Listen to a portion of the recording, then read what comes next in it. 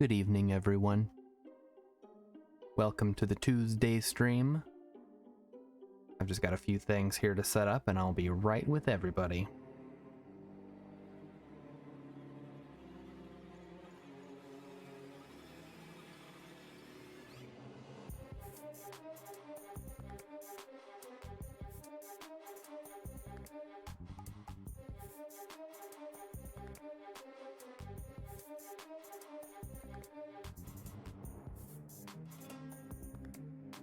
Alrighty then. I hope you guys are ready for tonight's nonsense.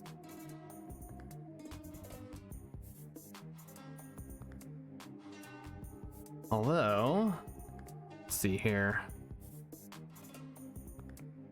Having some minor technical difficulties. There we go.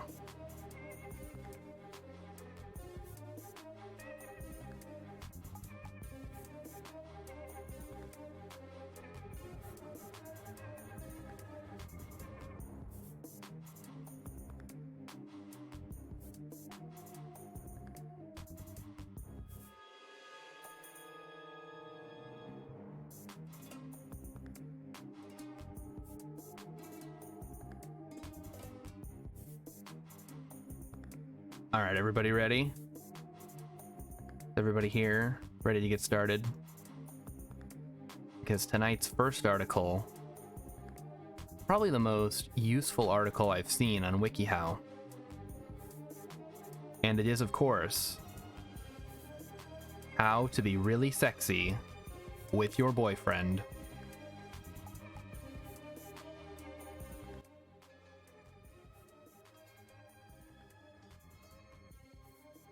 How to be really sexy with your boyfriend.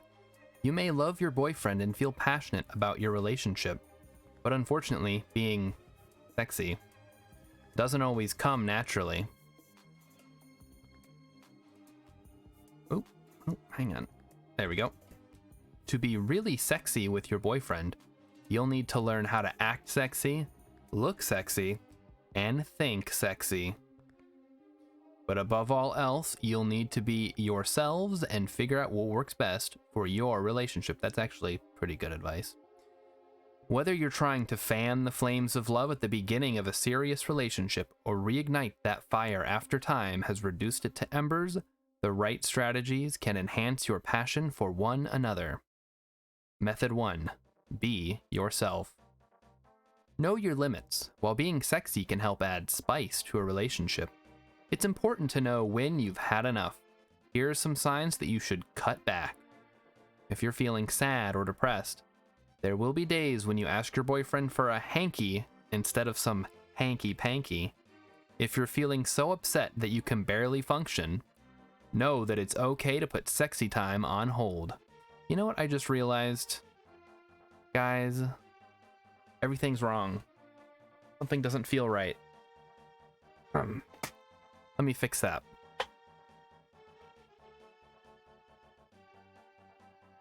My head felt naked. There we go. That's better. So much better. If you're feeling so upset that you can barely function, know that it's okay to put sexy time on hold. If your boyfriend knows and loves you, he'll understand. If you're just not in the mood, there will be days when nothing you do will make you have that lovin' feeling. And that's okay too. Forced sexiness is worse than taking a time out for me time instead of sexy time. What do you guys think of sexy time? Is that like kind of childish? If his actions make you feel uncomfortable. Alright, this is a good one. Sonic taught us this a long time ago. If you think he's taking your romance too far, it's time to back off. First, you say no, and then you get out of there. If you notice that you're feeling uncomfortable a lot, then it may be time to end the relationship. Oh, we have a little ad down here. Know your man's limits. Ladies, very important. Though it may seem impossible that there will be a time when your boyfriend isn't in the mood, accept that he's human, unless he's not, and may not be feeling so sexy. Here are some signs that he may not be in the mood for your sexy moves. Some like lumpy space princess vibes there. If he's tired or sick, if he looks physically unable to have sexy time, chances are he doesn't want it. If he'd rather hit the hay instead of have a roll in the hay, don't force him to do anything he doesn't want. He may feel guilty for not being up for your advances, which will only make everyone feel worse. Ooh, is this Final Fantasy X? Nice. If he's stressed out, though sex can be a now it's sex, not sexy time, can be a stress reliever. If your man is so worried about his new job that he can't focus on you, give him some alone time.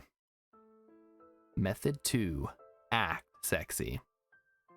Be bold. Be brash.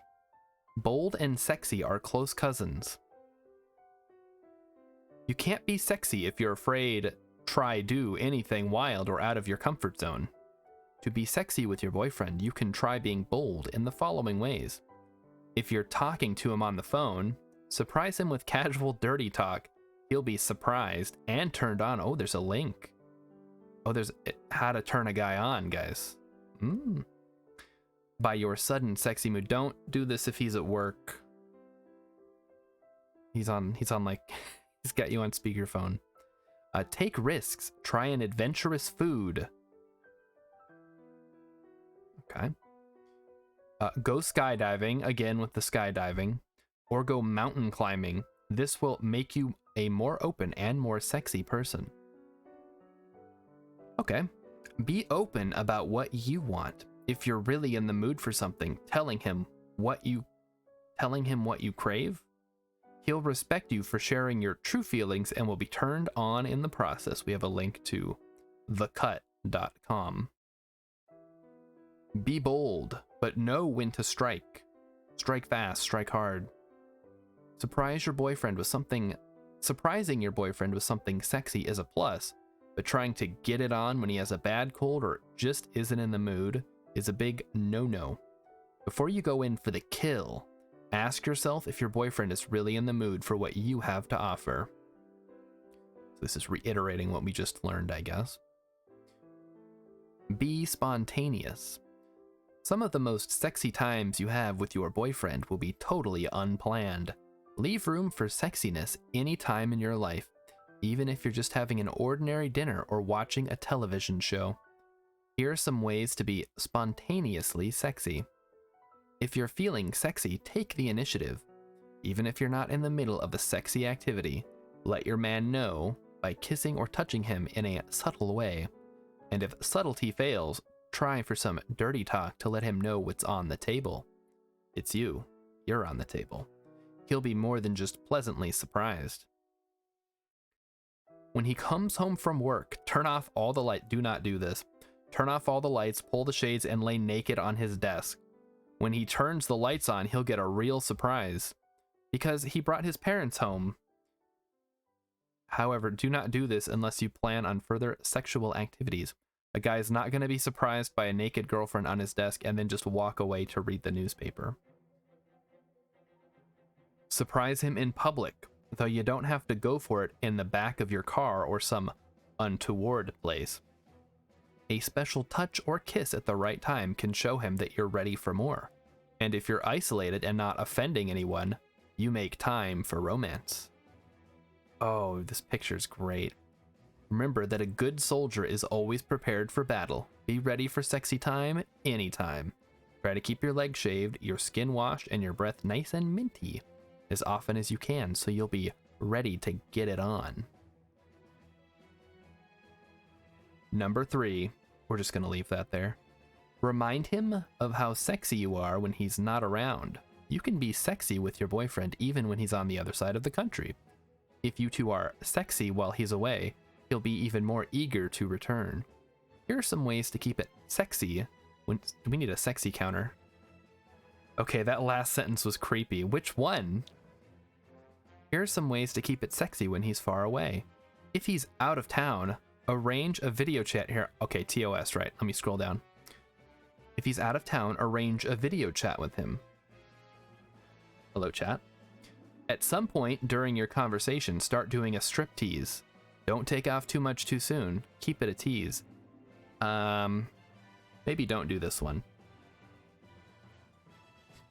Send him sexy but tasteful text messages at night.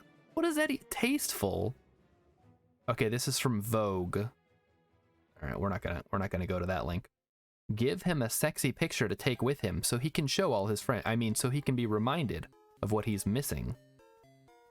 Oh, show off your sexy body by vibrating violently. Even when you're not in the bedroom, your boyfriend should be thinking of what your body has to offer. Here are some ways to be sexy without having sex. Walk in a sexy way that emphasizes your derriere or cleavage.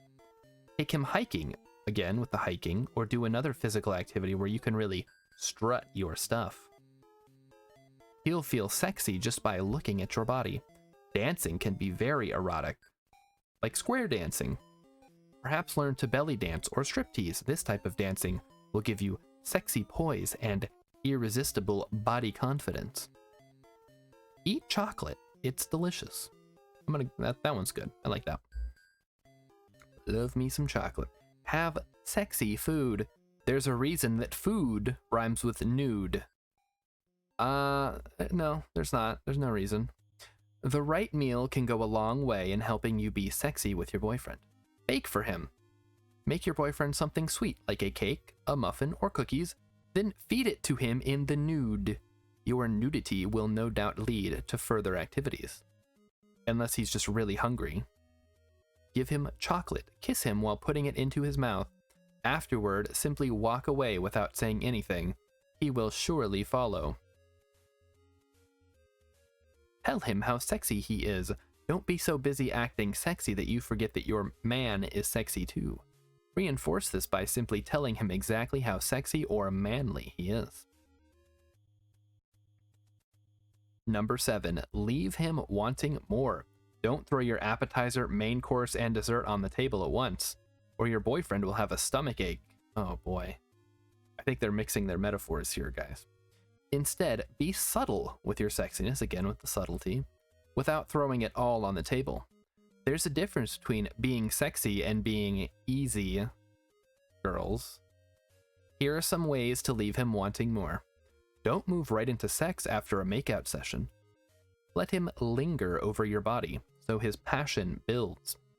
Don't have sex with him every time he wants to, unless you're in the mood, of course. Instead, be sexy when you're feeling right. That's probably acceptable advice. I don't really know. Ask an expert. Don't go to WikiHow for this. We're just here for the laughs. Method 3, look sexy. Have a sexy face. Step 1, be attractive. Step 2, don't be unattractive. In spite of what you may think, your face really is the first thing your boyfriend notices. So keep up a So keep up a sexy appearance and the rest will follow. If you feel comfortable wearing makeup, put on just enough to give your eyes a smoky look and your lips a nice luscious tint. I don't know anything about makeup, but I'm guessing that's a lot harder than it sounds. Give your boyfriend sexy glances. Just the look in your eyes can let him know how you really feel about him. Oh, TOS. Scroll down. Oh boy, this whole article is TOS. What am I doing? This is a bad idea. Wear underwear that makes you feel and look sexy. Knowing that you have it on can make you feel sexy, or showing your man a hint of what you have planned for later can make him excited for the rest of the night. Some sexy items include a thong, lacy underwear, blah blah blah blah. Avoid any uncomfortable fabrics that can lead to chafing, which is the opposite of sexy. Keep it simple. You don't need to always wear designer thongs or teddies. You know, I recently learned what a teddy was. And by recently, I mean like a couple years ago. As long as you wear something out of the norm that shows more skin, your man will think it's sexy that you're wearing it for his benefit. Don't wear anything so elaborate that it will be impossible to remove. This may lead to frustration and other mishaps in the bedroom. Look provocative, not trashy. If your clothes are revealing more than they're hiding, your boyfriend will be embarrassed to be seen with you instead of turned on. So, for example, don't wear a tube top at Walmart. Got it. Or maybe do, I don't know. Make sure your dresses and skirts are like a good story, short enough to keep things interesting, but long enough to cover everything. It's good to show a little cleavage, but not so much that most of your chest is exposed. Showing a little bit of bra strap can be sexy, but exposing your entire bra is too much. 5. Have sexy feet and hands. In case your boyfriend read the article from last week. Care for your other extremities so your man will be even more excited by you. Take care of your hands and fingernails. Now I'm concerned. So your man will be turned on when he holds them. Keep your feet nice and fresh so you smell sexy in the bedroom. Method 4. You gotta go, Vulcan Rider? Alright, have a good night. The VODs are always here. Think sexy. For 1, love your looks. If you think you look sexy, your boyfriend will think so too. Instead of asking him for reinforcement about your looks, be proud to show off your beautiful face and body. Assuming you have one. Pick at least 3 attributes you love about yourself and show them off. If you love your legs, wear a shorter skirt. If you think your arms are to die for, expose them in the perfect tank top. Have fun with your body. Dance in front of the mirror to your favorite song, and you'll see how much fun it is to inhabit your body. Like a ghost possessing someone. Be healthy. Eating right and oh, this is good advice. Eating right and exercising can have a positive impact on the way you think about yourself.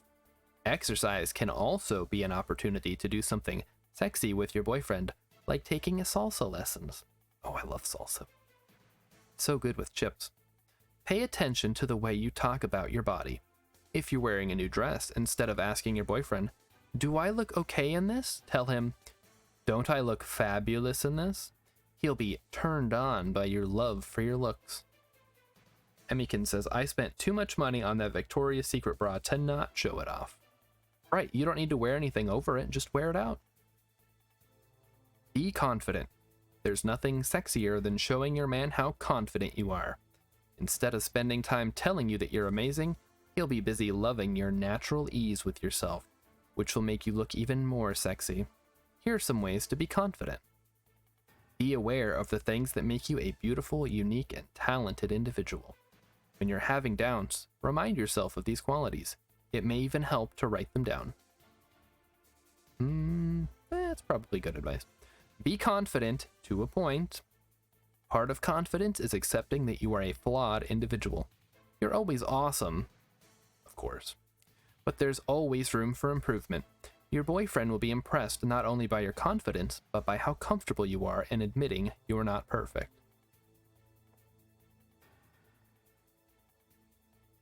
All right, so we got through the warm-up. Let's take a look at some tips. No tips. No warning. Wait, is there no Q&A? There's no Q&A on this one. Interesting.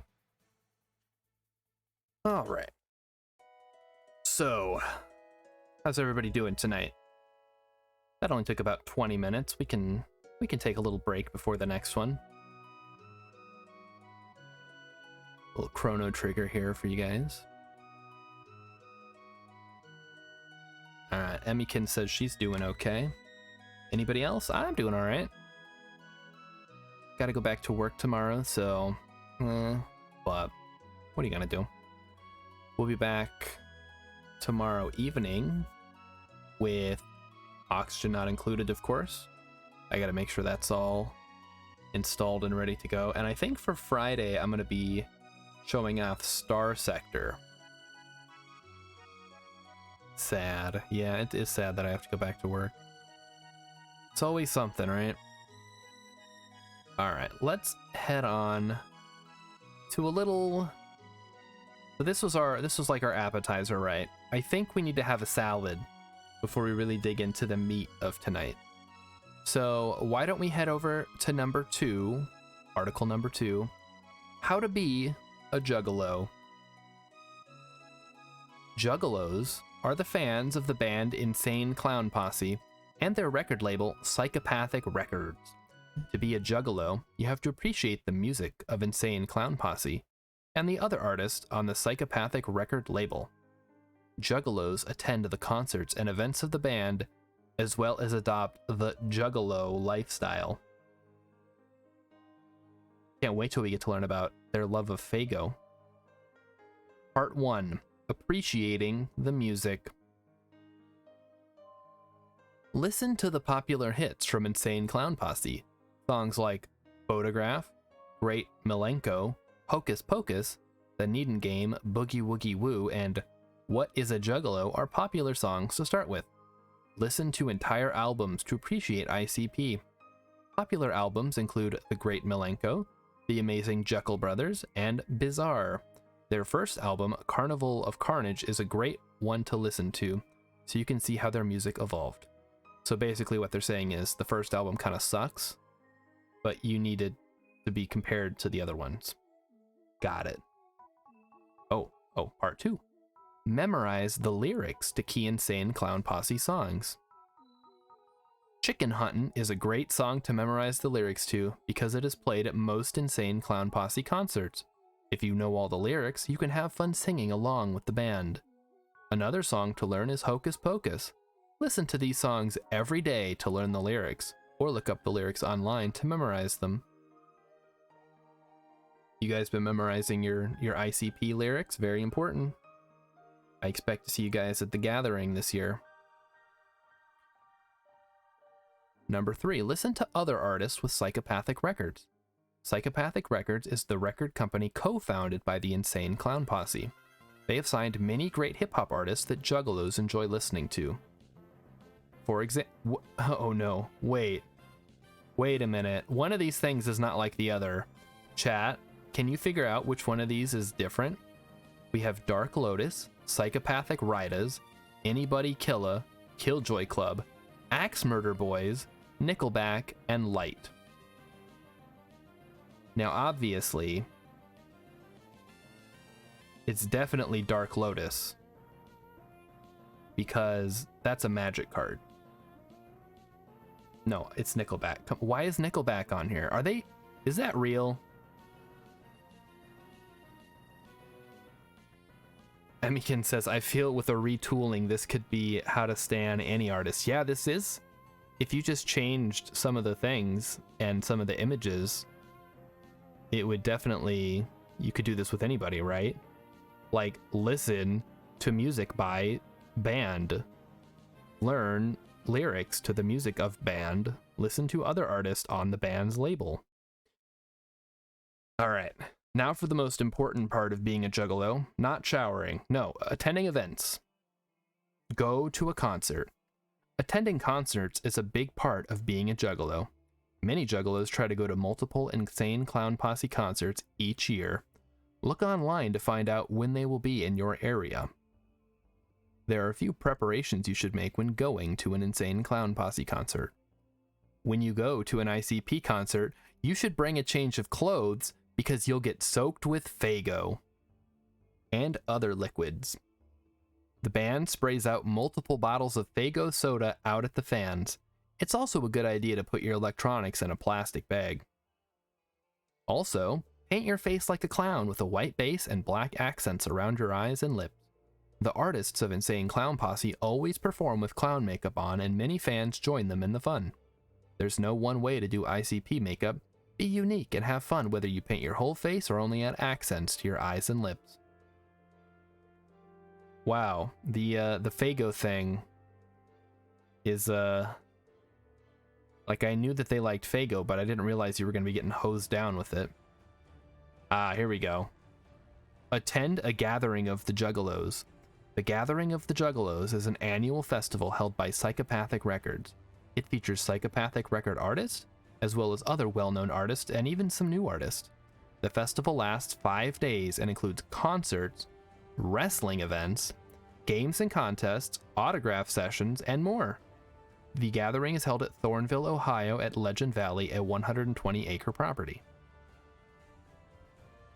And here we see a ritual execution taking place at the Gathering of the Juggalos. Attend a Juggalo Championship Wrestling event. Oh, that must be what this is. Juggalo Championship Wrestling is a professional wrestling promotion founded in 1999 by the Insane Clown Posse. Juggalo Championship Wrestling tours wrestling shows across the United States, which sometimes feature a live performance from a hip-hop artist as well.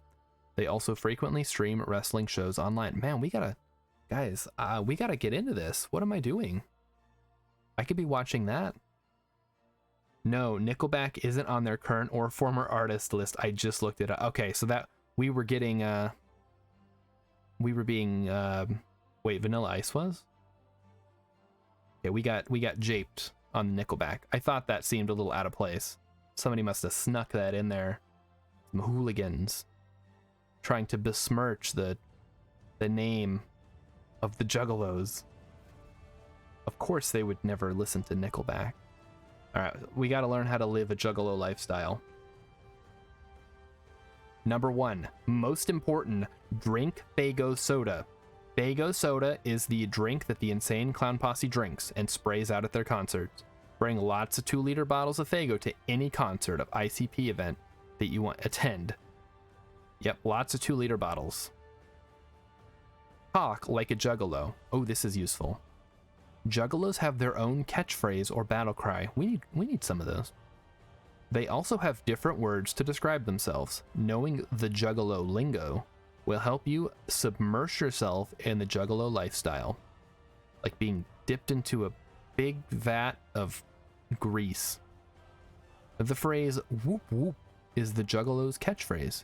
This is what Juggalos say to each other out of excitement, encouragement, or just as a general greeting to each other. It's like aloha. When you like another Juggalo's makeup or outfit, shout whoop whoop to them. When you email or communicate something you like on social media, say whoop whoop. A girl that is a Juggalo is referred to as a Juggalette. Juggalos also call themselves ninja. It's common to yell whoop whoop ninja to a fellow Juggalo. Wonder if Ninja knows about this. Join Juggalo Book. No, really? Is this a real thing? Juggalo Book is the social media site of Juggalos. This almost seems like secret information. It's similar to other social media sites in that you get your own profile and can interact with other people. However, all of the interactions are done with Juggalo talk. For example, when you want to like something, you whoop whoop it instead. Interact on Juggalo Book daily to make Juggalo friends. If any are near you, you can suggest to meet up at a concert together. All right, ever since Emmykins looked up that Nickelback thing, wait a minute.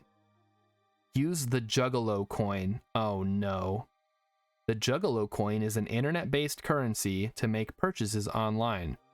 The Juggalo coin is set up to be a currency only to be used by people accepting of the Juggalo lifestyle. Is this a scam? Obviously it is. It was created to know that when you spend your money at a business that accepts the Juggalo coin, you know your money is supporting a fellow Juggalo. You can also use the Juggalo coin for charity by sending some to a Juggalo in need. The coin is designed to keep the money in the Juggalo family. What is this? What is the reference? avclub.com, Insane Clown Posse fans now have their own digital currency.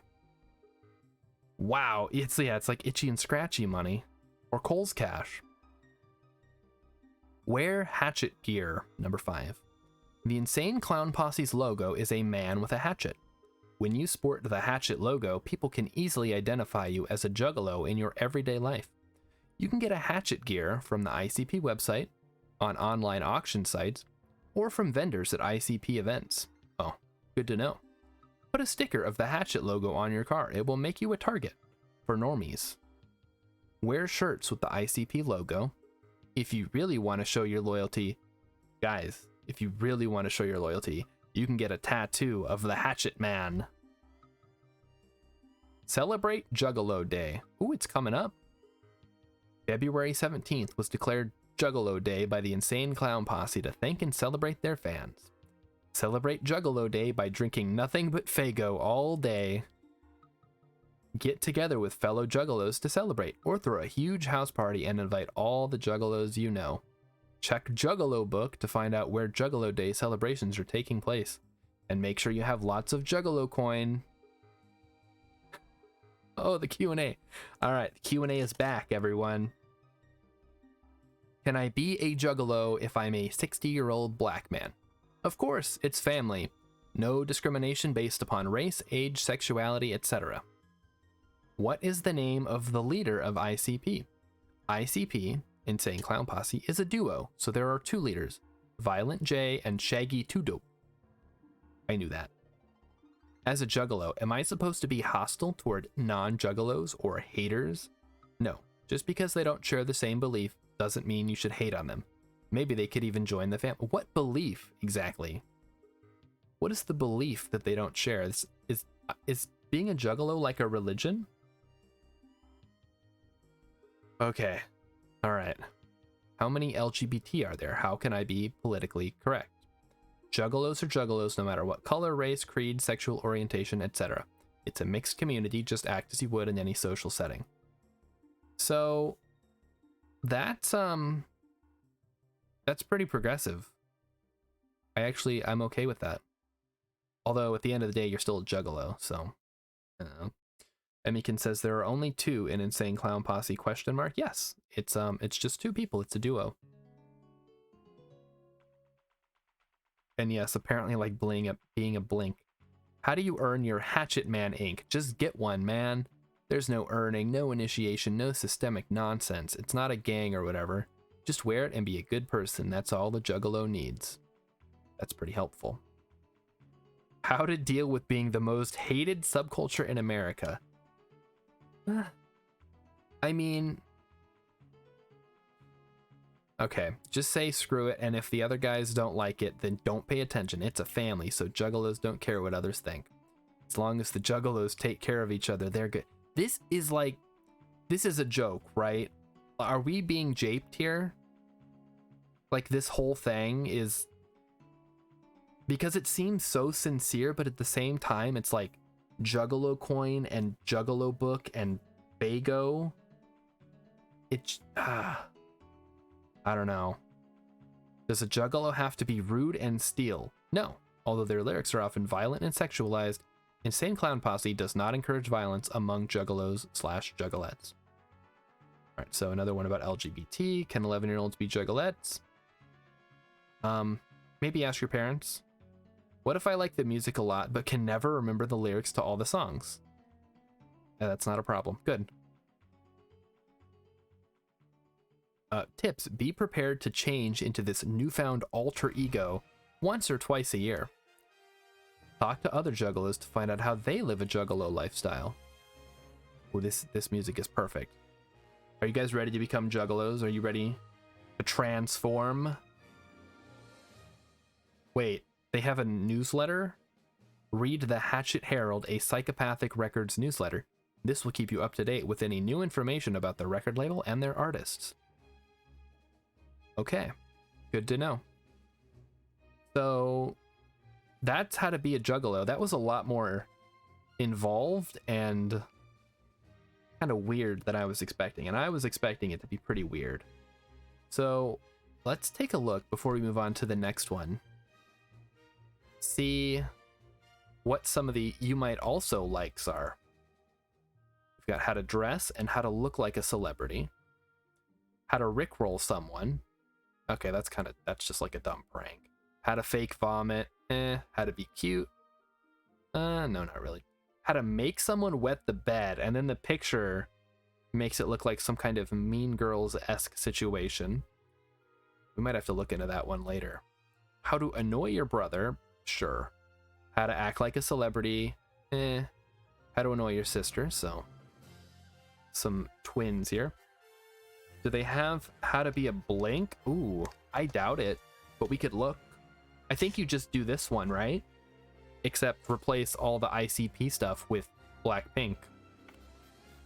How to annoy your teacher without getting in trouble. Why though? How to be a bad girl.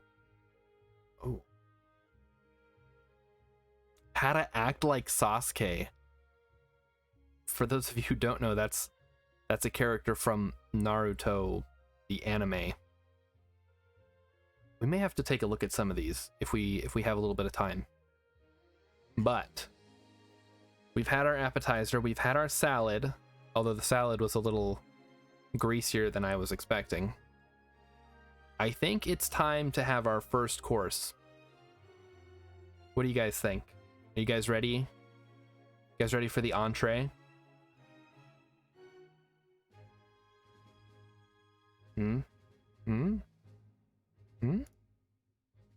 Okay. Let's move on. How to survive an encounter with an ostrich. As you guys know, ostrich populations have been on the rise across the world, and it's very important that you know what to do if you encounter them. This is very serious. So here we go. No jokes.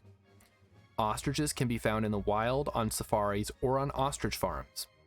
But regardless of where you find them, treat them with the utmost caution. They're one of the most dangerous birds. Although they do not prey on humans often, they've been known to injure and kill when provoked. Extremely fast on foot, they can deliver mortal blows by the sheer force of their legs, never mind their lethally sharp talons. The best thing you can do is steer clear and keep your distance.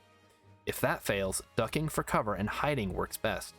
As a last resort, you may even have to fight them. Wondering how to beat an ostrich? Read on for the ultimate ostrich attack survival guide. Fighting an ostrich. Use a long weapon. If you're forced to defend yourself against an ostrich, avoid close quarters combat. Keep as far out of reach of its legs as you can, since ostriches can kick hard enough to kill a lion. Really? A lion? That's true, that's maybe just stay away. Use the nearest, longest object that could be used as a weapon, such as a pole. Oh, the Pokemon is perfect for this, because we're battling the ostrich. A pole, rake, broom, or branch. If you have a gun and need to use it, aim for the ostrich's main body to better ensure hitting your target. Although they will be attacking with their legs and or beak, the leg and neck are very thin and easy to miss. Yeah, especially if you're being charged down by a giant murder bird. Part 2. Keep to the ostrich's side. Consider yourself at the most risk when the two of you are face to face. Remember that an ostrich is only able to kick its legs directly in front of it. Stay behind or to the side of the bird as much as possible to keep clear of its most powerful weapon. Here we go. Aim for its vulnerable spots. Aim for the neck. Consider this to be the ostrich's weakest body part. Strike it where it is most vulnerable and least protected to defeat it more quickly. Failing that, aim for its breast. Concentrate your efforts between the two as the opportunity affords. Continue to strike until it quits and runs away. Number 4. Damage its wings. If the ostrich refuses to give up despite your attacks to its neck, aim for its wings when given the opportunity. Know that an ostrich uses its wings not for flight, but to alter course more smoothly when running, just like a ship's rudder. Damaging its wings may marginally improve your chances of running away. Marginally. Improve your chances of running away in a zigzag fashion if you're forced to retreat. What was that movie with Will Ferrell where he's like running away from a dinosaur and he's like zigzagging? That's all that I can think of. Number 5. Go for its legs. If you find yourself behind or to the side of the ostrich with an easy shot to one of its legs, take it. Take the shot. Know that the ostrich's center of gravity depends entirely upon those two skinny legs. If given the chance, deliver one or both a blow to upset its balance, speed, and striking power. Method 2. Evading a charging ostrich. Run for nearby cover. Expect ostriches to attain speeds of 43 miles per hour, or 70 kilometers per hour, over open ground. If there is dense vegetation or woods close enough for you to reach before the ostrich reaches you, sprint for that. Prevent the ostrich from attaining optimum speed so it has less chance of outrunning you. If there's a more sturdy cover than vegetation, such as a car or man-made structure, go for it. A kick from an ostrich leg can hit you with an impact of 500 psi, which is enough to kill a human. If you don't think you can make it, do not attempt it. Ostriches are extremely fast and will attack by kicking you in the back as soon as they catch up to you. Jeez, these guys are brutal. Number 2, conceal yourself. Rest assured that while ostriches do eat meat, they stick to insects, small reptiles, and rodents. Understand that a provoked ostrich will chase humans primarily because it feels threatened, not because it wants to eat them. Usually. At your first opportunity, duck behind cover that conceals you from its view, rather than risk a prolonged chase. Expect the ostrich to lose interest once it thinks you're gone. So, I don't know about you guys, but I've been hearing a lot about these guard ostriches that are replacing guard dogs at like junkyards and stuff. So if you're ever in a junkyard, just hide, and it won't be able to get you. Elevate yourself. Remember that an ostrich is incapable of flight. If no hiding places are to be found on ground level, climb a tree, fence, or other structure. Wait for the ostrich to lose interest and leave before coming back down. An adult ostrich typically stands 7 to 9 feet tall. Okay, that's pretty big. 2 to 3 meters. Although it has no teeth, it may jab at you with its beak and potentially upset your balance. Seek a higher elevation to keep out of range. Oh boy. Alright. Dive into a thorn bush. Opt for getting pricked by thorns instead of being disemboweled by the ostrich's razor-sharp talons. If no other hiding spots are available, jump straight into a thorn bush. Wait for the ostrich to leave before climbing out. Expect the ostrich to refrain from poking its head after you, in order to protect its large eyes. What is this?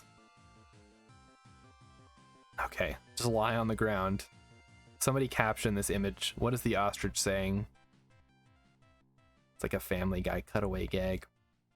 Alright, lie on the ground. Resist the urge to run for cover or elevation if it's too far away.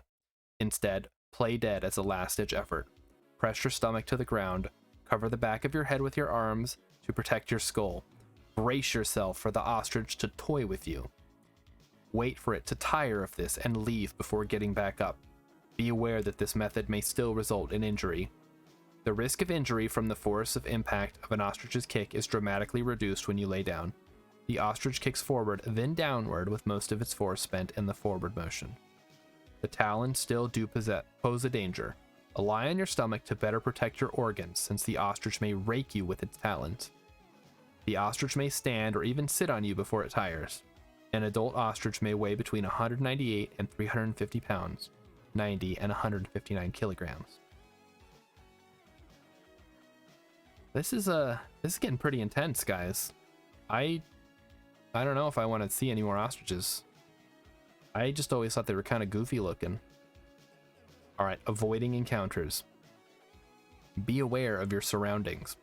Whenever you're in an area that may be home to ostriches, evaluate the landscape. Avoid open areas, stick close to cover, and note which areas would be most safe to retreat to, should you encounter an ostrich that charges you. Aren't they like native to Africa? How useful is this information to like a normal person? Like, are there a lot of people on WikiHow that regularly encounter ostriches? Right, avoid close contact. Maintain your distance when you spot an ostrich in the wild. Consider any distance less than 110 yards, 100 meters, as too close.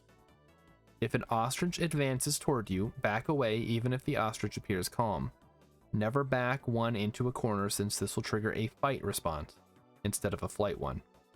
Although images of people petting, kissing, or even riding ostriches may lead you to believe that it is safe to approach them, note that such images are of tamed ostriches from farms. Even these birds should be treated with the same caution and respect as wild ones to avoid injury. Beware ostriches during breeding season. Well, that's just common sense, right? Consider them to be at their most easily provoked at this time, especially males, who are tasked with protecting the female's eggs. Since ostriches tend to roam in pairs or alone at other times of the year, recognize breeding season by the presence of herds numbering anywhere from 5 to 50 ostriches at a time. What if one escapes from the zoo, Emmykin says.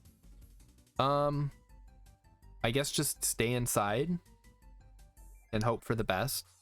Like, it sounds like if an ostrich is gonna get you, it's just gonna go for it. Alright, identify males by their black feathers, white wingtips and tail plumes, and the red flush that appears on the front of their legs. Distinguish females by their brown feathers and gray wingtips and plumes. Oh, that's the whole article, guys. So, what have we learned? Ostriches are deadly killing machines.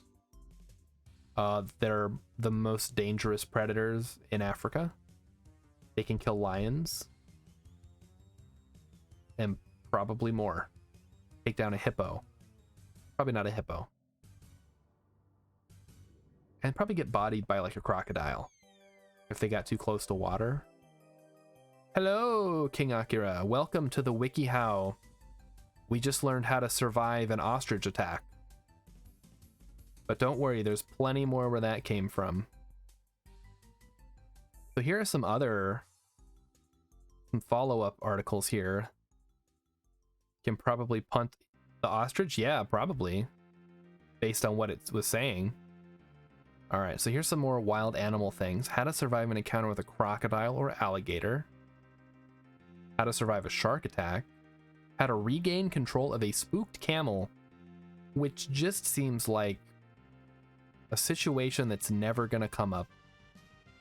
F-Zero music, yeah. Got some nice video game stuff going on in the background. How to prevent or survive a monkey attack. How to care for an injured bird. More wild birds. How to keep safe from the swooping Australian magpies. More wild birds, baby ducks. Alright, so good stuff. Is there KSP stuff on here? Oh, on WikiHow? Let's take a look actually while we between articles. Kerbal Space. How to achieve orbit. Yes, there is. So, there you go. It's got how to achieve orbit and how to build a space station. Updated a year ago and a month ago, respectively. So it should be pretty up to date. All right. So we've had our entree. We're at the height of our night. Let's move on to another great article.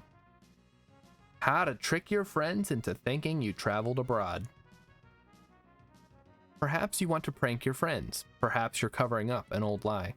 Or perhaps you're a boring guy or gal and you want to make yourself seem more interesting. These are all legitimate reasons why you should think about tricking your friends into thinking you went abroad. It's actually pretty simple, and you can easily do it from the comfort of your own bedroom with the help of this article. Part 1. Choosing your destination. Chat, Vancouver or Alberta? Do we have any Canadians in the chat that can recommend one over the other? Alright. Choose a location to travel to. While any location may be fine, there are some general tips for deciding on your destination. Big, prominent cities are common choices for tourism, so your friends won't think much of it when you tell them you decided to go. Furthermore, big cities often contain multiple subsections and a people of various ethnic backgrounds, so you have lots of leeway in telling your friends what you're going to do there. Small, lesser-known cities may confuse your friends a little, but you can make up almost anything about them. Your friends will never find out. Make sure you don't choose a location that your friends are familiar with, say Vancouver if you have Canadian friends. Your friends will notice something fishy, and you'll almost certainly be called out on it. Gotta be careful when it comes to planning these fake trips, right guys? Alright, and then part 2 of this is research your city. Obviously your friends will be curious about where you're going, so you must make sure you know what to tell them. Make sure you find out prominent landmarks, local customs, popular foods, and perhaps a bit about their history. There are plenty of online travel guides that you can base destinations on too. So obviously, if you're planning a trip to Japan, you got to know all about popular foods. This article scares me. Why does it scare you? What are you talking about? Haven't you always wanted to go on a fake vacation? Look at this. This girl's going to be the most popular kid in middle school. Start early. By the time your vacation day arrives, your friends will all know about it. Before and after a few days. Change up your act. Begin with some uncertainty, as if you were still planning your vacation. But after a few days, start telling them you'll be going for sure. This guy, how old is this guy supposed to be? As a kid, you can't plan a vacation like your parents do it, right? All right, part 3, act excited. Talk about your trip frequently. Make sure to tell them everything you're going to do there from your previous research. Bring it up casually in random conversations, and keep sharing it until your friends become jaded. We get it, you're going to Paris, nobody cares, just go. Say goodbye. When your travel date arrives, make sure you give a huge farewell to make sure all your friends know you're going abroad. Part 3, when you're abroad. Keep your friends updated. You need to make sure your friends remember you're abroad, so keep in touch with them the whole time. Yeah. Charlie Brown. That's the Bon Voyage Charlie Brown, right? They go to France. Share photos and videos with them. Since you are abroad, you'll likely be doing a lot of traveling and therefore would be taking most of your videos on your smartphone. Download videos of your destination from youtube.com using sites such as Converter. Okay, that seems like it could be a whole article in and of itself. Google some images and crop them so it seems as if they were taken from a phone. Huh. Okay. Remember the time zone difference. It's likely that if you're traveling abroad, there will be a difference between your and their time zones. To really convince, do much of your online activity when you would be awake wherever you traveled, even if it means waking up in the dead of night. Avoid contact with them. You're on a trip, so you obviously don't have time to hang out with them. Can you imagine? You like do this fake trip and then you just like go to the mall.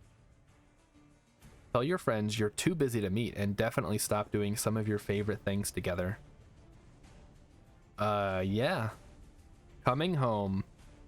Keep up the act. Your friends will be extremely excited that you just went on a vacation, so they'll be constantly badgering you with questions. All eyes will be on you, so make sure you don't let anything slip.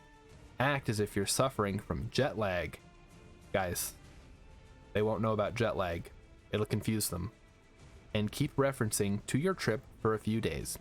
If you can't hold up under the pressure, try to avoid your friends altogether. Yeah, this seems... The article should be called How to, like, Ditch Your Friends for a Week. Make excuses. Since you just traveled abroad, your friends obviously expect you to come back with actual pictures and souvenirs. You don't have any of these, so you need to make excuses why you can't show them. Few ideas are to keep them from visiting, or just say you're too lazy to dig them out. How long are you going to keep this up? It's like, it's been 6 months. What do you mean you're too lazy to dig them out? You said you were having so much fun and taking so many pictures. All right. So before we move on to the last one that I have, which is sort of a finisher, it's a long one. Let's take a look and see if they added anything. I think we saw all these. How to make someone wet the bed. How to act like a celebrity. How to be a bad girl. Right, Emmykins has got it. Just buy some fake souvenirs online. Be like, oh yeah, I got this like little figurine, and here's some postcards that I got at the gift shop. How to annoy your teachers. And then how to annoy your teacher without getting in trouble. These are such like weird articles. And then how to act like Sasuke. You are special, but not quite as special as I am, he says. Wow. All right. Head back up to the top here.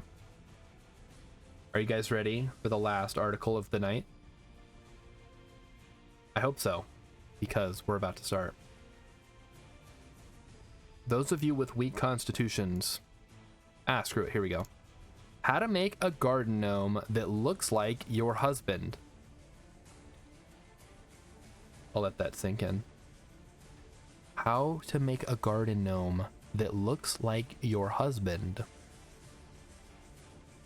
As you all know, garden gnomes are the adorable fairy tale looking statues meant to protect your coveted garden and keep it free from harm.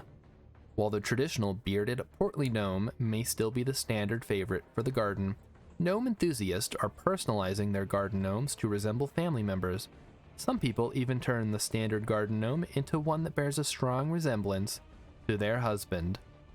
Achieving this isn't too tricky, although it may involve a little imagination and a tongue-in-cheek approach to decorating the gnome. Oh, and your husband needs to have a good sense of humor, too.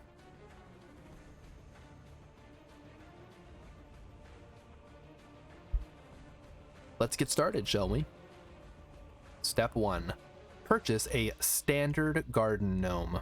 Emmykins says, is your husband not a family member? Huh.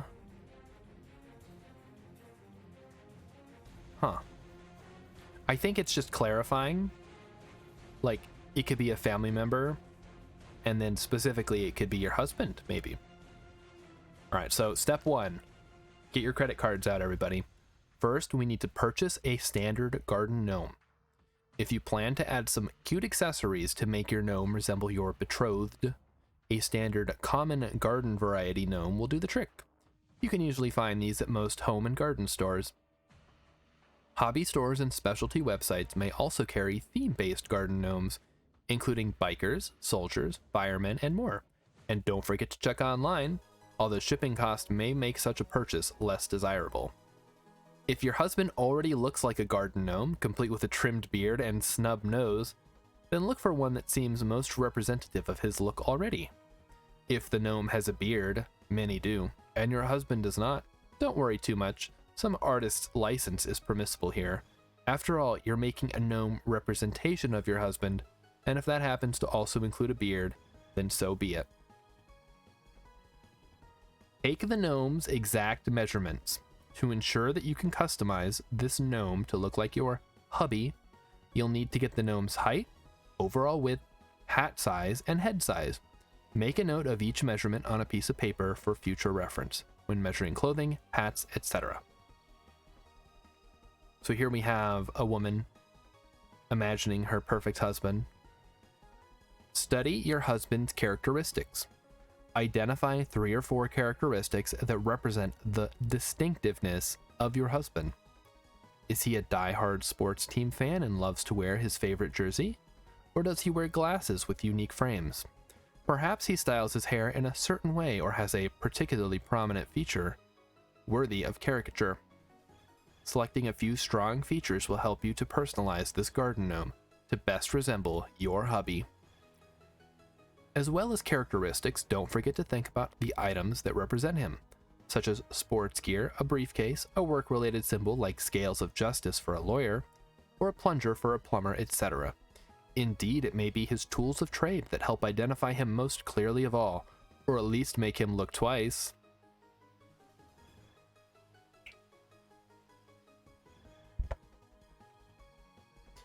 Number 4. Draw a basic plan on paper of how you envisage transforming the gnome into your husband. Take the characteristics and items that you've decided upon and plan where they'll be placed on the gnome. This exercise will help you work out what needs to be found and purchased and what things you'll need to create from scratch. Don't spend too long on this step. A simple sketch of a stick figure gnome with arrows and instructions or pointers is sufficient. You may work out at this stage that the gnome needs a little paintwork as well as adding clothing or accessories. Factor this into the process of making over the gnome. Search for mini replicas of your husband's distinct characteristics or items.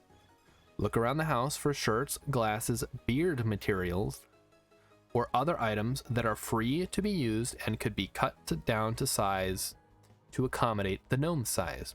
For example, a shirt could be cut down to size and restitched into gnome size, while oversized glasses could still work as a caricature effect. If you have children, look through their doll clothing, typically something that may fit an American Girl doll or even a baby doll. You might need to dye the colors or change the outfit a bit to work. Think laterally. If you craft things, which is obviously the case if you're making a garden gnome, it's likely you'll have the items or the materials to create accessories such as a beard, hair, or glasses. Anything used for making dolls, decorations, or miniatures will likely be of use. Emikin says, just steal your kids' toys. Exactly. They won't care. Visit local retailers to purchase appropriate clothing or accessories for the garden gnome that you couldn't rummage up at home. With a list of items you still need in hand, hit the local toy store first to see if they have any of the standard clothing or features. If you cannot complete your purchase at the toy store, the hobby and/or craft store should be your next step. And even stores that stock items for cake decorating may be useful for miniatures such as bottles and sporting gear. So if your husband's an alcoholic, you can just get a bunch of miniature bottles and sprinkle them around the base of the gnome. Assemble the tools to help you create your husband-like garden gnome from the craft store. This is part 6, by the way. Items you may need include a hot glue gun, wire scissors, needle and thread, Velcro, and/or double-sided tape. The types of materials you'll need to build your gnome are dependent on what you intend to do to the gnome. Okay. For example, if your gnome is a football jersey-wearing, beer-drinking gnome, choose the materials you'll need to create the jersey and to affix a miniature glass or bottle of beer in the gnome's hand. Make sure everything is still functioning here. Here we go.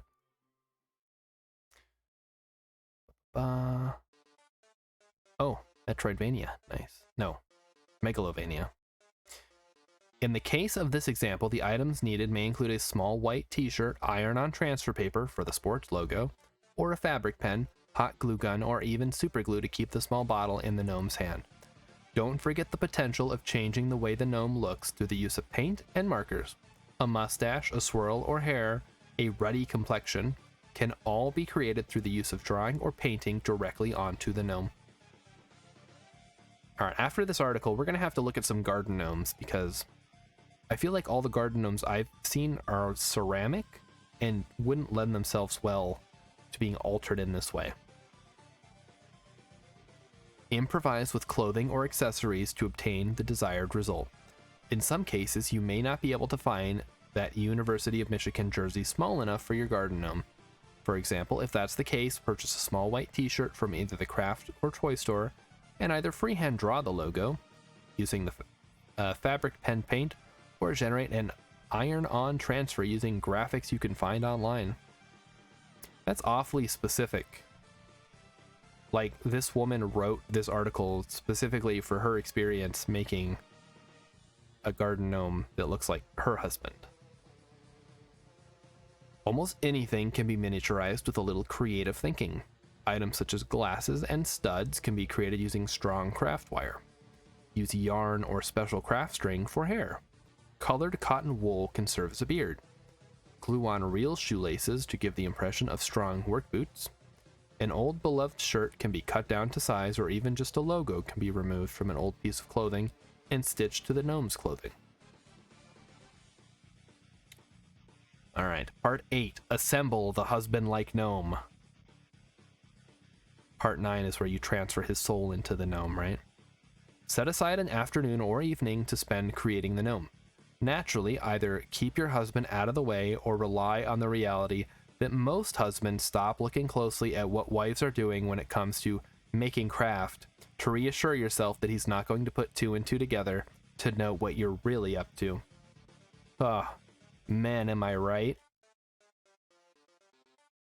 You could probably even ask him to hold a piece in place while you glue, and he still wouldn't notice. That's a horror movie plot? Is it an actual horror movie plot, or that's just like sounds like the plot of a horror movie? Create any items that need to be created by hand. For example, if you have to make the shirt, glasses, hair, etc., create that first. Keep the gnome on hand to ensure sizing and fit is accurate. If you can't sew, use glue or get a friend to do any sewing needed. It sounds like it could be. So, in this perspective horror movie, does the woman have like a string of husbands that have been turned into garden gnomes? and she just keeps getting married and then like transferring their souls. That could be fun. That sounds more like a Goosebumps episode, really. Or oh, what's the other one? Are You Afraid of the Dark? Fix clothing or accessories that do not require glue first. That way you can start to get an idea of how your gnome will look without committing to the design with glue. Glue or add remaining items to the gnome. You may want to hold the items up to the gnome first to make sure the accessories go exactly where they should. Ooh, some Sonic. For example, if you're adding an item to the gnome to hold it up to his hand to make sure you like how it is placed before you add glue. Allow any glue used to dry on the gnome for 2 to 3 hours. Okay, this is just general crafting advice. Or for the time specified by the glue instructions to ensure everything stays in place. Allow the glue to dry so it doesn't fall apart when you place it in your garden.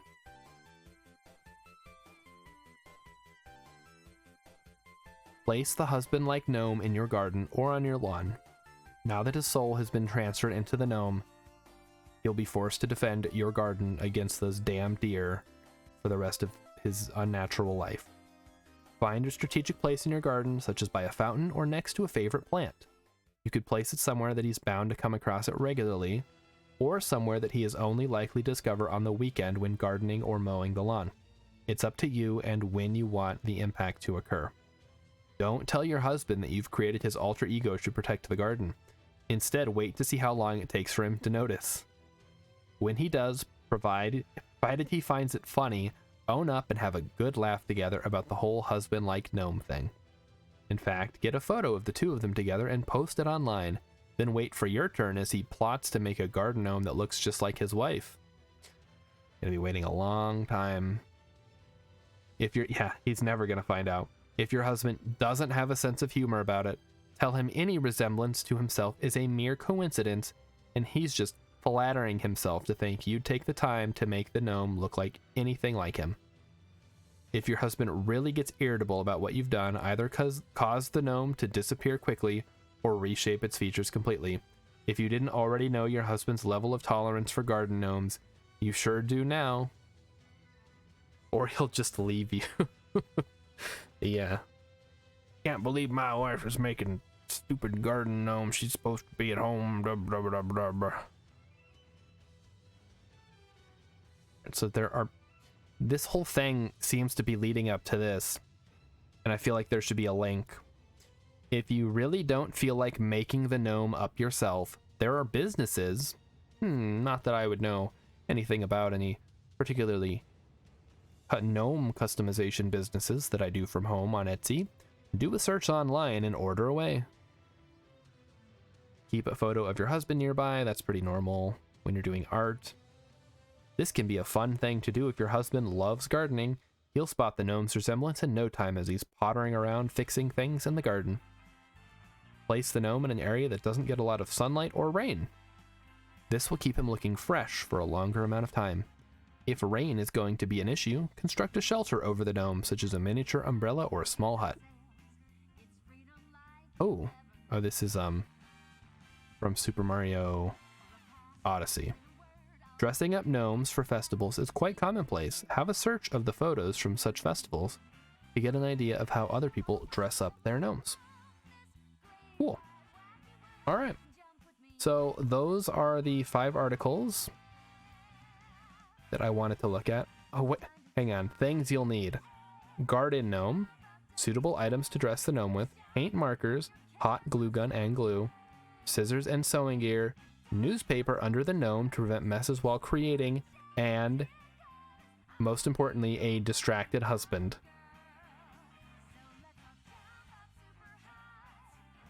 What a weird article. And so specific. Like, not how to make a custom garden gnome or how to like alter a garden gnome, just how to make a garden gnome that looks like your husband specifically. All right. So that's all. Yeah, like I said, that's all that I had for today. I hope everybody enjoyed these weird articles. I know the what do I call these? The non-gaming days are kind of little bit slower. That's okay. It's not really... I think as this community gets bigger, more people will probably show up once they kind of get the sense of humor that I'm going for. So let's see who we have to raid, and I'll get you guys and send you on your way. Ooh, we'll just send you over to possibly an alien. I'm guessing she's still working on art. So let me switch over to this one. Transition. All right, here we go. Counting down.